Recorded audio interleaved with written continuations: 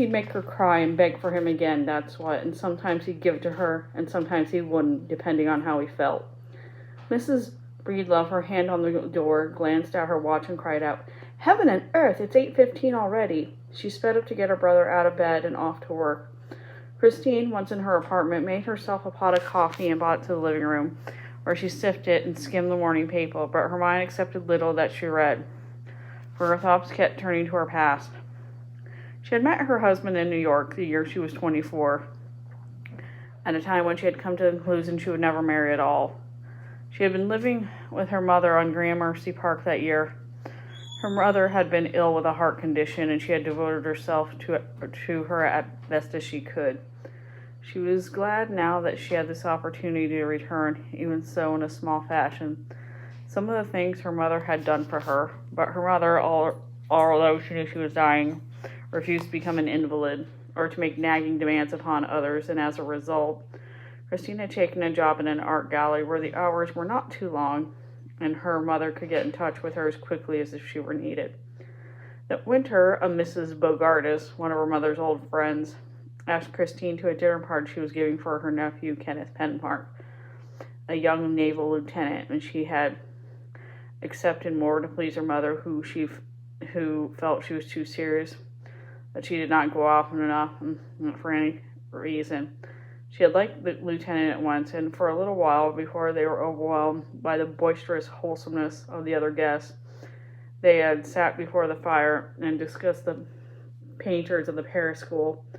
She had left early, thinking she had made no impression of him at all, but the next afternoon he came to the gallery and said, "I want to see the Modigliani drawing you were admiring so much last night." She showed it to him and said, "I'm thinking about getting it for the girl I'm going to marry. Do you think she'll like it?" Christine was positive the girl would like it, but incredibly, she did not. Then she had advised the lieutenant to waste more time on a creature so dull. He bought the drawing and took it away with him. That night before dinner, he telephoned her at home. He was devoted the evening to Aunt Claire and family reminiscence, he said, so he wouldn't be able to see her as he hoped. But at 11, he telephoned again to say he'd got his aunt to go to bed at last, and the remainder of the evening was on his own. He suggested they go dancing somewhere. She came home tired and contented, knowing that Kenneth Penmark was the man in the world for her. The next day was Sunday, and when she telephoned, she asked him to tea to meet her mother. Later, they went to the Museum of Natural History of all places. On Monday, he sent her mother roses and herself an orchid. His leave was up on Tuesday, and that morning he came by the gallery to tell her goodbye. He gave her the Modigliani and said, "I hope you understand the implication, my lass." And then in front of all those people, he took her arms and kissed her, turned, and went calmly through the door. Her mother died that same winter.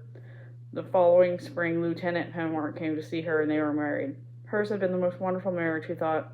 If she had not been married to Kenneth, she would not have gotten married at all. She put away the paper and went about cleaning her apartment. Already she missed her husband, and although she had come reconciled to the necessary absences, she had never become used to them.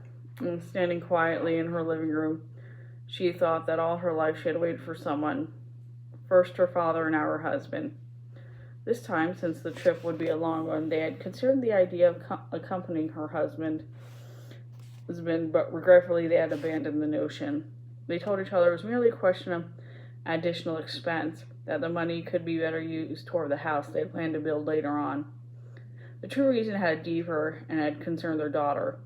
They felt they could not take the child with them, and they knew that leaving her with another, even another as tolerant as doting as Mrs. Breedlove, was out of the question.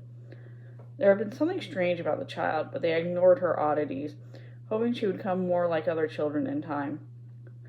Although this had not happened then, when she was 6 and they were living in Baltimore, they entered her in a progressive school, which was widely recommended. But a year later, the principal of the school asked the child to be removed. Mrs. Penmark called for an explanation, and the principal, her eyes fixed steadily on the decorative gold and silver seahorse her visitor wore the lapel of her pale gray coat, said abruptly, as though both tact and patience had long been exhausted, that Rhoda was a cold, self-sufficient, difficult child who lived by rules of her own, and not by the rules of others. She was a fluent and most convincing liar, and as soon as they discovered, in some ways she was far more mature than average, in others she was hardly developed at all. But these things had only been slightly affected at the school's decision. The real reason for the child's expulsion was the fact that she turned out to be an ordinary but quite accomplished little thief. Mrs. Penmore closed her eyes and said quietly, "Has it ever occurred to you that you could be wrong, that your judgment isn't necessarily infallible?" The principal admitted that the thought of her fallibility had occurred to her not once but many times. It bothered her, in fact, at the precise moment, but not in reference to the theft, for there was no doubt on that point at all. They had set up a trap for the thief and caught Rhoda red-handed. Her reaction to the child's acts had not been one of condemnation, but one of sympathy. "We've had similar problems at the school before," she finished, "and I took Rhoda to see the school psychiatrist for his opinion." Christine sighed, covered her face with her hands, and said in a weak voice, What's his opinion? What did he suggest?" The principal waited, and then went on to say that in many respects, the psychiatrist considered Rhoda the most precocious child he'd ever seen. Her quality of shrewd, mature calculation was indeed remarkable indeed. She had none of the guilt and none of the anxieties of childhood, and of course she had no capacity of affection either, being concerned with only herself. But perhaps the most remarkable thing about her was her unending acquisitiveness. She was like a charming little animal that can never be trained to fit into the conventional patterns of existence. At 10 o'clock the postman came. There was a letter from her husband, and as Christine read the closely written pages, she said, oh, Kenneth, in the soft, deprecating voice with what please accept with her flattery. Resolutely, she dismissed from the mind the things that had troubled her. She felt a wave of irrational happiness. For what it seemed to her at the moment, she had seen everything a woman could desire.